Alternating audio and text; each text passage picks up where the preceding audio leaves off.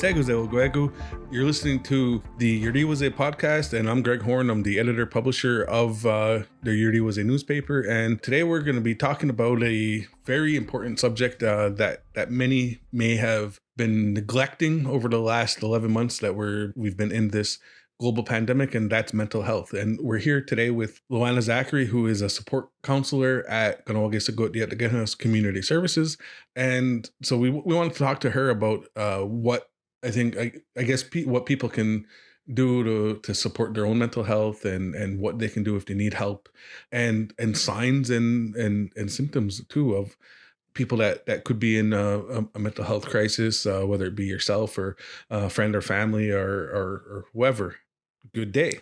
Hi, thank you for having me. So I am LoAnna Zacharie. I work as a support counselor under the psychological services team at KSCS. I've been working in my field now for over 10 years. And what we're noticing a lot right now with the pandemic going on 11 months is that people are starting to recognize that mental health really is something that's being affected by the isolation, by the disconnection from their friends and families, and just from a complete disconnect from their everyday typical lives, right? Everything looks different, even from picking up groceries at the grocery store to picking up essentials for the home. You're picking up your child at daycare, school, et cetera, et cetera. So there's a lot of things that in the beginning didn't seem to have an impact or didn't seem to be that grave of an impact, I think would be a better description. Yeah. I mean, because, at the start, everybody was concerned about this new virus and how it would affect us and how, it was transmitted. And everybody was more worried about mental, instead of mental health, being worried about physical health. Exactly. And contraction and how we were going to, how we needed to flatten the curve and all of this. So in the beginning, people just kind of had this period of adjusting. Okay, like I'm not going to be going to work for 2 weeks. I'm working from home. My child has to stay home. We're homeschooling. Okay, I can't go to the grocery store like I used to. I have to only do it like on a certain day and just go in for what I need. And that's okay. Mentally, we can do that. It's like basic shifts. Right? It doesn't cause any major anxiety or anything to us psychologically. But once you start extending that and because it was started at 2 weeks. Yeah. Friday, March 13th. Exactly. And the education center had said that, okay, we're going to close the school for 2 weeks and then, we'll reassess after that. And then it became very apparent very, very soon thereafter that it was not going to be just for 2 weeks. And then it was a month. And then I forget what the next trajectory was, but it wasn't that long. Yeah. But now here we are 11 months later. So there's been significant impacts to people's mental health, to the way they feel about themselves, the way they feel about their families, the way they feel about their past, right? Because for the first time ever, people are actually sitting and reflecting on their entire life, because they have nothing else to do, right? So it becomes, and we kind of, we're giggling at that, but when you think about it, it's something that's, we never do just willingly. Yeah. You might sit on a bus or a train, a plane and kind of think about, your childhood or whatever, but then there's always something that gets you back into the moment and getting you, okay, I'm going on this trip or I'm going to work, whatever. But during this period, there's nothing. It's just complete silence. Yeah. I mean, you look back to March, immediately, right before the World Health Organization declared COVID-19 a global pandemic on March 11th. On March 12th, the NHL, NBA, and National Lacrosse League all canceled their seasons. And Major League Baseball was like, well, we're going to delay the start of our season. And then movie theaters were closing and restaurants were closing. And so all the things that people normally do to entertain themselves, to disconnect from their everyday lives and relax are taken from you, like, really drastically and immediately. Well, yeah, it can be really jarring. And it's also, you had zero control. It wasn't up to you. You had no choice in it. And that really affects the human being, right? Because one of our major defining points is that we have human agency, that we're able to choose what I do. I'm able to choose my path in life. I can make decisions, but all of a sudden we're cut off from that as well. So when you look at all these things, when that started, when the shutting down of all the major sports, it was like people all of a sudden, and I remember that particularly being one of the things that people all of a sudden got scared from.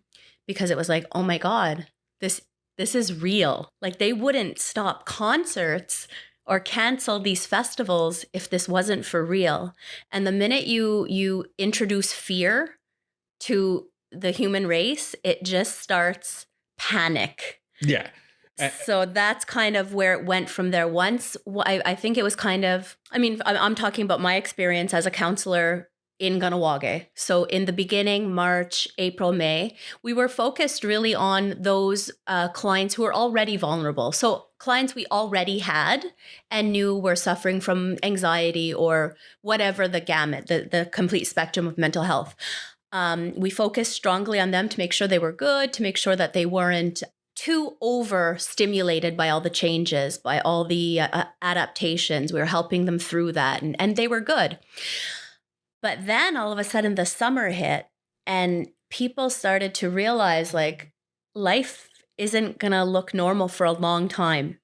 And I think that, and the fear, all the festivals were shut down. Powwow, I think for the community, powwow was like people kind of, oh, I didn't think that would happen. Yeah, lacrosse season canceled. So people got scared, and fear is a huge catalyst for so much mental health trauma, right? Because fear just creates so many things. It can create depression. It can create isolation. It can create irritability and anger. There's so many things that come from fear. Substance abuse, right, is a lot from fear as well. And then you add the disconnection. Like now you just can't see your friends or your support system unless they live in your house. And that became a huge impetus to people feeling okay. Then I would say by the end of the summer, going into September with school being canceled, and it was just, we were starting to see more and more intakes. So those are people who are calling in who are not clients, asking for services. And it got, we are now at the point where we have a wait list. And that's something to us that's really concerning because we pride ourselves in being able to offer services to everybody in a very quick turnover, right? Like it's you call and within, I mean, I would say a week is the longest that you'd have to wait for someone to contact you and start the ball rolling. But now it's all of our workers, myself included, are completely booked. There's no more capacity.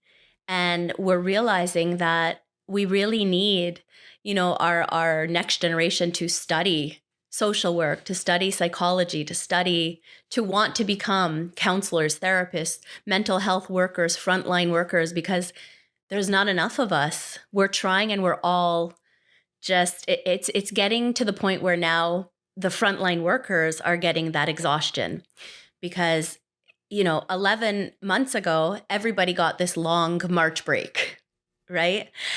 However, all the essential workers, all the frontline workers, the mental health professionals, we didn't get any break. And in fact, it got more intense because it was like, okay, here's what we got to do. And you got to learn how to help people through a pandemic. And you have to understand how to mitigate fear and isolation and this and that. And you got to manage your own family because you are also part of this. And you have to manage your own life and your own changes and your own adaptation. It was like, oh my God, okay, all right, we got this. Yeah.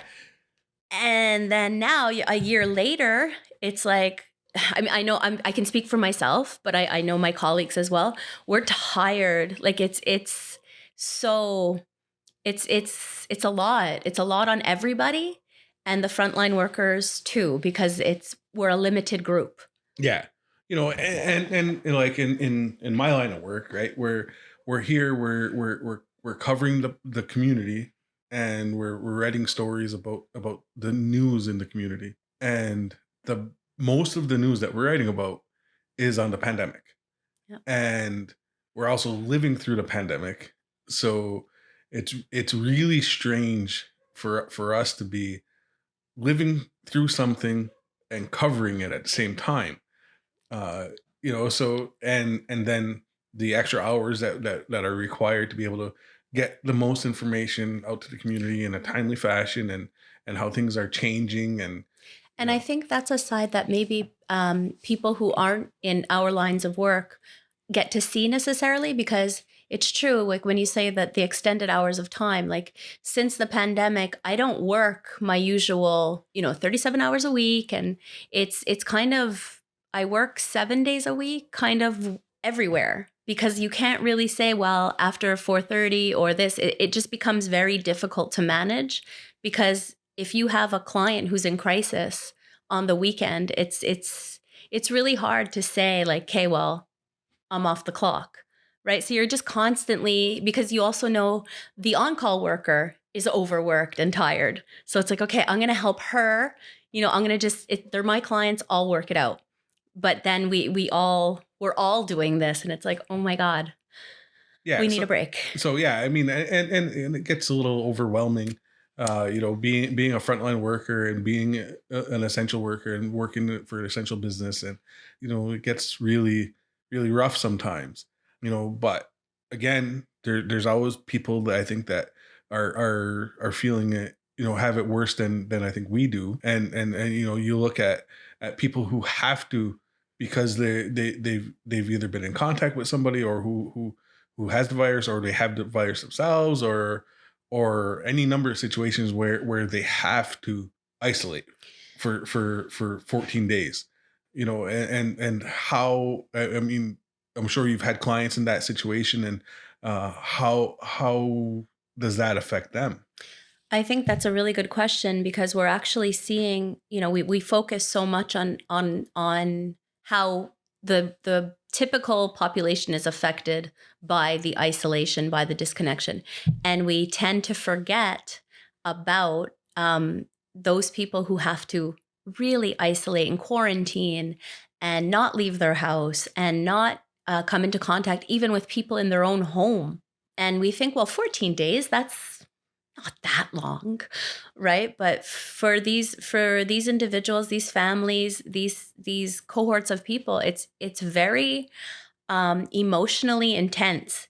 And I don't think people realize that when you put yourself alone, isolated, basically like solitary confinement, right? You can talk to somebody, but you can't be in the same room as your family members. You got to wear a mask. You got to, it's very difficult. And so the clients that I've been able and privileged to work with who have experienced this became really tearful, really emotional, like saying it was the first time that they ever really recognized how much pain, how much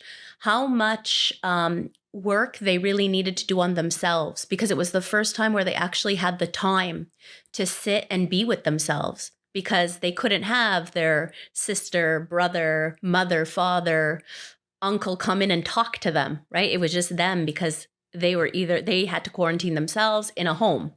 So I think it's something that we really need to be really compassionate about, for the families too, who are just kind of waiting results and sitting. And it's so hard on our mental wellness to just sit. Like if you were to say, I'm going to take 5 minutes every day and just sit by myself and just think, it's hard to do. It's a challenge. Meditation is something you got to work at. This is something just bang, do it. 14 days, nothing. And I think people really just start to come undone, and not in a way where it's a critical point, but they start to recognize like, wow, I'm questioning myself. I'm questioning my decisions. I'm questioning, what do I want? What do I need? What's important? Right? All of a sudden, priorities and focuses change. What are my values? You're asking yourself all these things that you never really thought you would, or even contemplated at all. And sometimes things that have been completely untouched come up because you're just have nothing to do. So you're conscious and just like, hey, I got something we can think about. Yeah. And then so all this isolation, all this disconnecting, and fear, it all manifests into something else. Yes. And whether it be, I mean, I think we've seen over the course of the last 11 months, a level of bullying coming from people who are concerned about the virus, and rightfully so. Yes. But also, I think maybe letting their fears out in the wrong way, in an unhealthy fashion, and then the people who are at home recovering from the virus, they're attacked for one reason or another, or people trying to put blame on people for something, for catching a virus, which is, like, I mean, it's a virus and people are going to get sick. And yes. And sometimes it's really out of your control. You can do the best to your ability to prevent, but we can't control everything 100%. But yes, you're absolutely right. Like, when people are feeling disconnected and just scared, they're going to start resorting to other ways of getting that emotion out, right? Because it's not, you're not sitting there and being like, oh, I'm feeling scared. It comes out as like, I'm really irritated. I'm really mad. I'm really annoyed that so-and-so did this or that, or didn't do this, or didn't say that. So you're right. It comes out in a negative way, but it's also something that's very typical when human beings are put in this kind of constraint. So it's interesting to watch play out, but to be aware that, like, lateral violence always increases during times of high stress, a lot of fear, and when things are unknown, because people are, it's scary. It really, really is. And I think people need to be told that it's okay to be afraid, and that we all don't know what's going to happen, but we're in this together. You hear that all the time, right? But it's true. We're in this together. We're going to get through it. It'll be full of obstacles, but it's going to be okay. And Kahnawake has a really big positive trait in that we can be so united. We just choose not to sometimes, right? And the power of coming together as a community, as we've seen in how we really tackled the virus physically, it's powerful. But if we could do that on a mental health basis and really support and buddy up and get people, to be positive and just compassionate, and instead, when people hear somebody's contracted the virus, to be like, oh my God, so-and-so, just to be like, hey, I'm really sorry, and I really hope your family is everything good. And is there something that we can do to help? Just offering that care and support, because that's what we do well. But when there is fear, you can't help but separate, right? Because you divide yourself.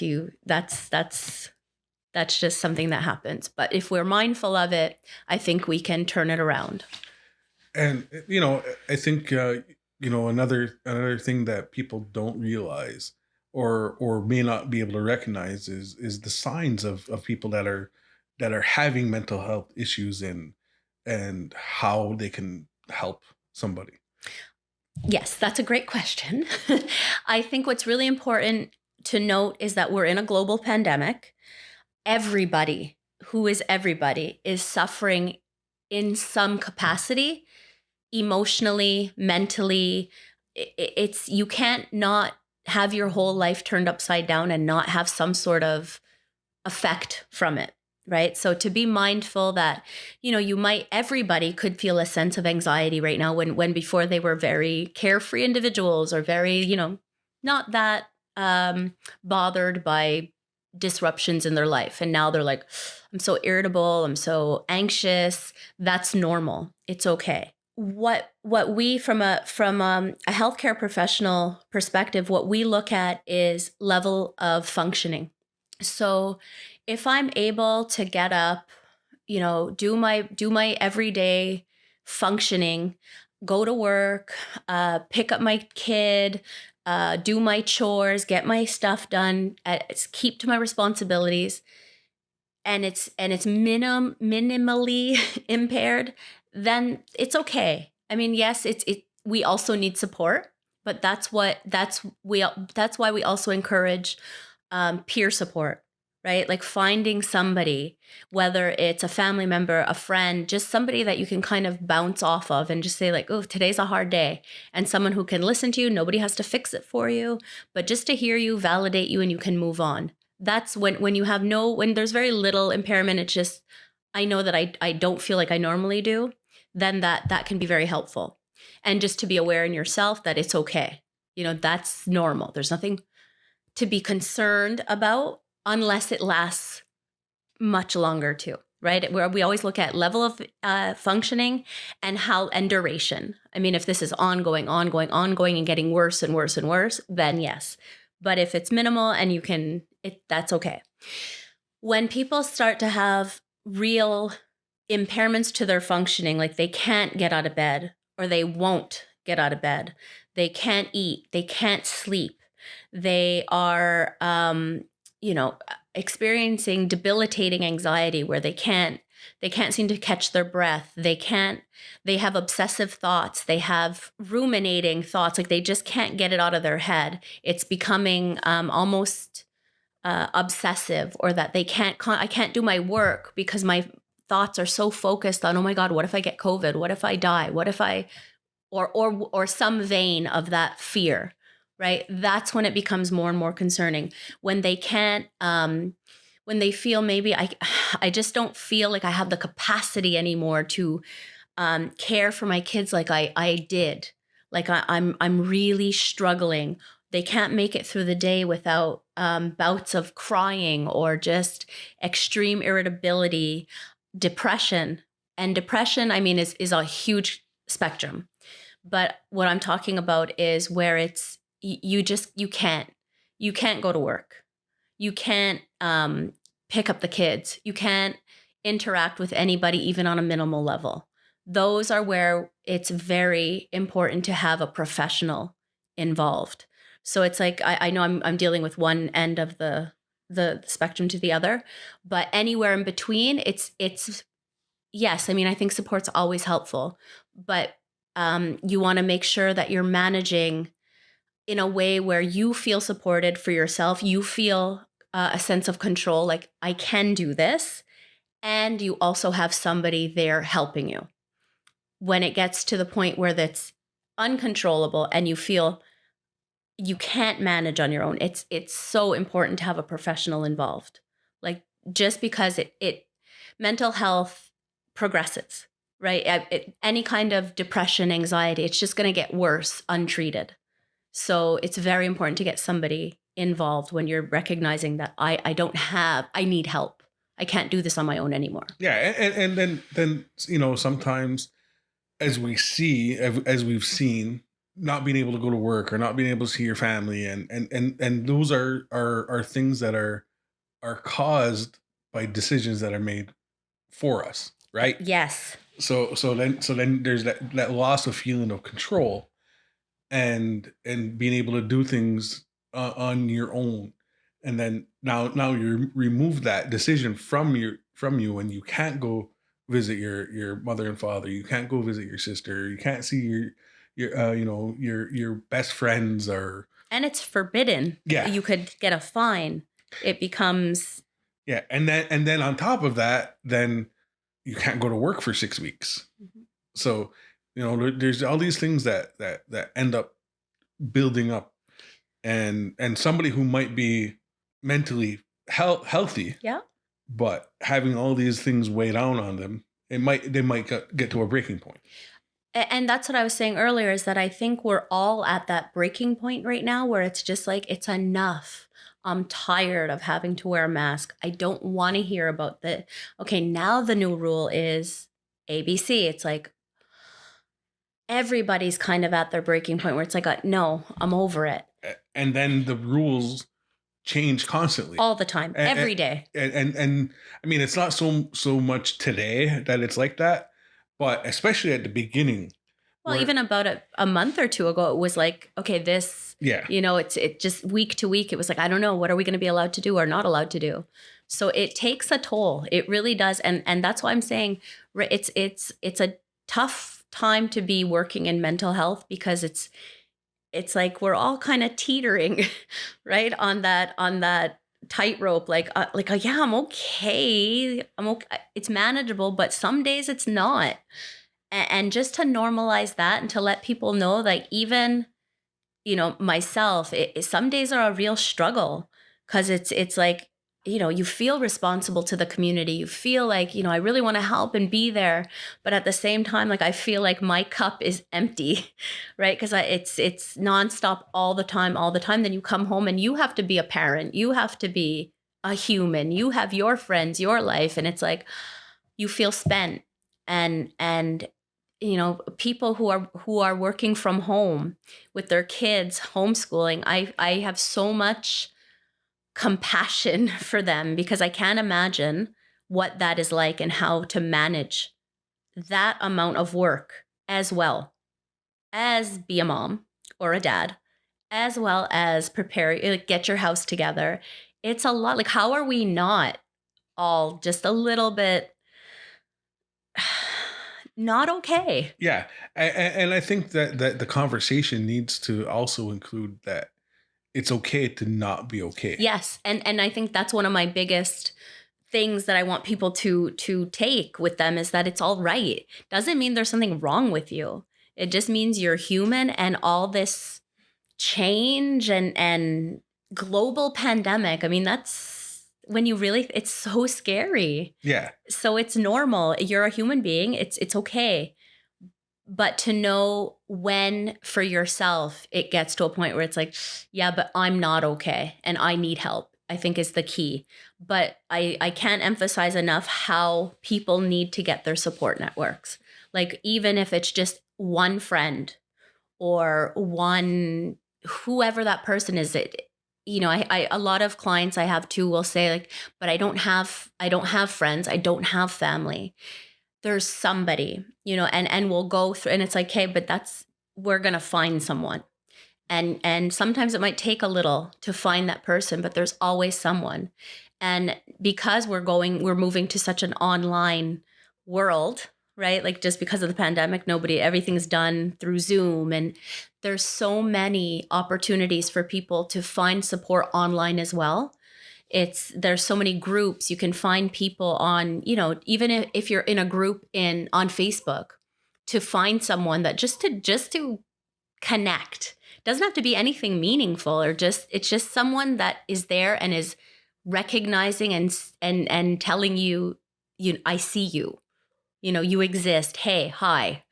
That's it. It's really sometimes all people need is just to remember that people know they're alive. Yeah. And I think it's really important to be able to talk to somebody. Yes. And whether it be a professional or whether it be a friend or a family member or whoever, I mean, or a stranger. Yeah. And to be able to have that type of support network. I mean, in the line of work that I'm in and the line of work that you're in, there's a lot of heavy stuff that we have to deal with on a daily and a weekly basis. And I think I was telling you a story last year about right before the pandemic had started, and the different really heavy stories I had to cover and how it affected me, and how I think that if I wasn't able to unpack that stuff with talking with my friends and talking with my family and my coworkers, that I think I would have been much worse off. But and I think that's destigmatizing mental health too, right? Is that mental illness, is that's how it happens. It's not because there's something wrong with you're crazy. It's because something significant happened to you and you weren't able to process it or unpack it or look at it or feel it.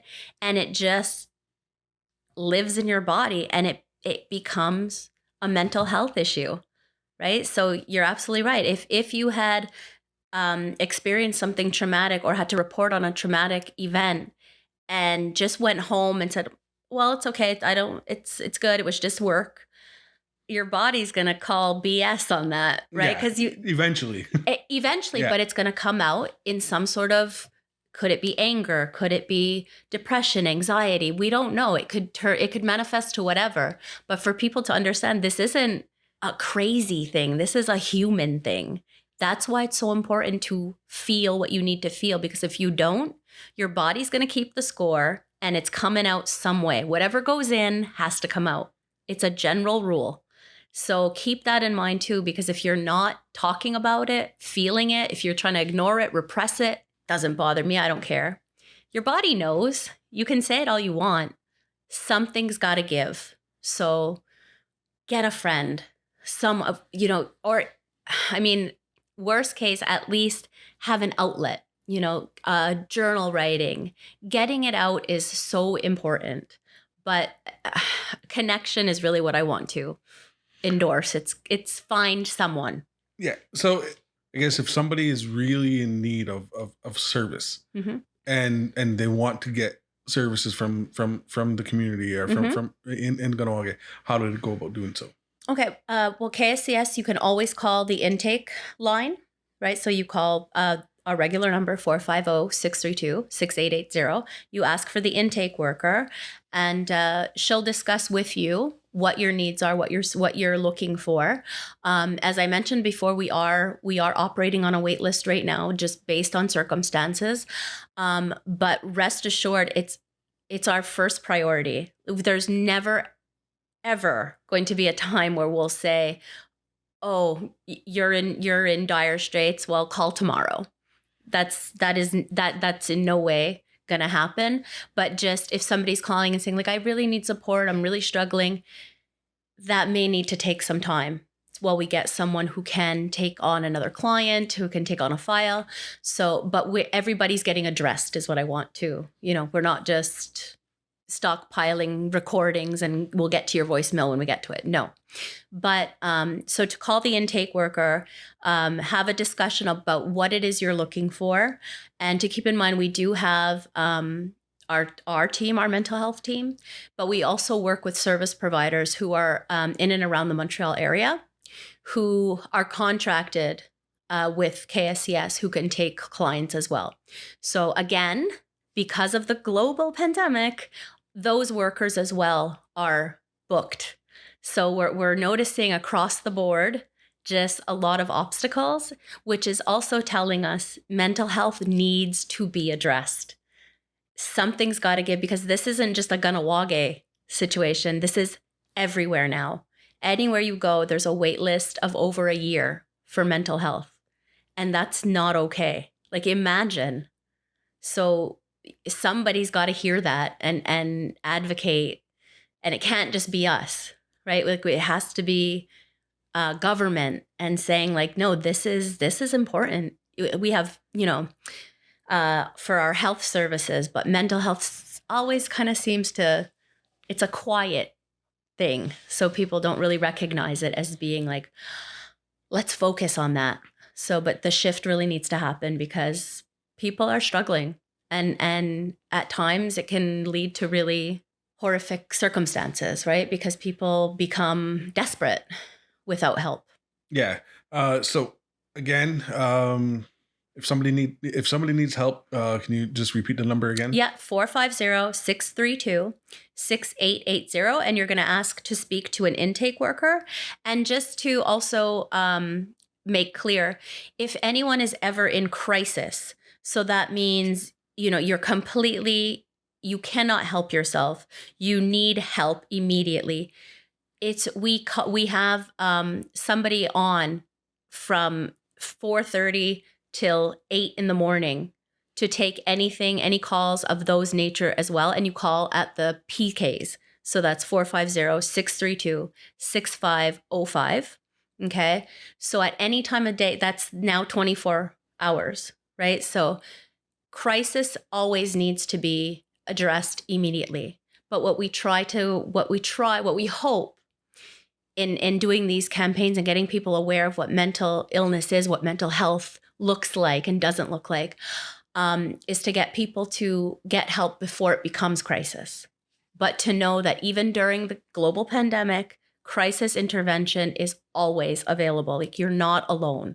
So if you need help, if you're feeling suicidal, if you're feeling like you're going to hurt yourself, if you're feeling hopeless, if you're feeling like you cannot do this anymore, please call. And you can call during the day, 450-632-6880. You can speak to the intake worker. She can direct you to a roster worker. There's always one of us on call all day for that exact need. Or after 4:30, you can call at the PKs and they will get you in touch with our on-call worker. Okay, great. Thank you very much.